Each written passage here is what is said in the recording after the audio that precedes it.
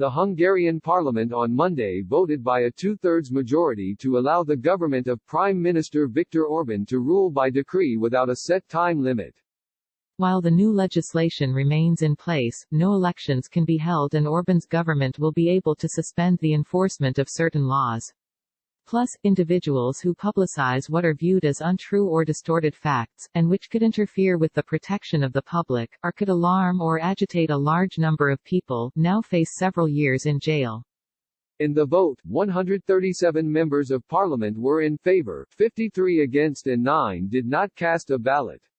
The new rules can only be lifted with another two-thirds vote of the parliament and a presidential signature.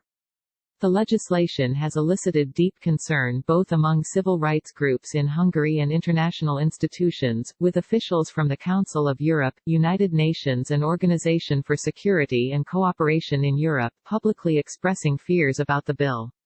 The legislation also drew criticism from members of the European Parliament. Critics say that emergency measures to address the coronavirus crisis should be temporary and time-limited to allow for checks and balances.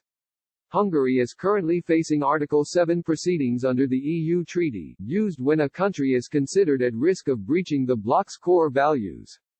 Civil society, journalists and international and European organizations will have to step up their efforts even more in this new situation to ensure that the potential for grave abuses by government overreach are monitored, documented and responded to. Marta Pardavi, co-chair of the Hungarian Helsinki Committee, a human rights NGO, said following the passage of the bill.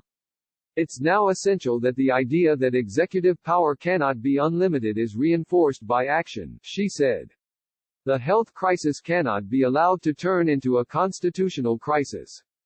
Asked to respond to critics' worries, a spokesperson for the Hungarian government said that we already responded to those critics and directed Politico to the Twitter page and blog of Hungarian State Secretary Zoltán Kovács, who has written that false claims of a power grab in Hungary are just that. Such insinuations are not only incorrect but defamatory, and impede the government's efforts in slowing down the spread of the coronavirus, Kovács added.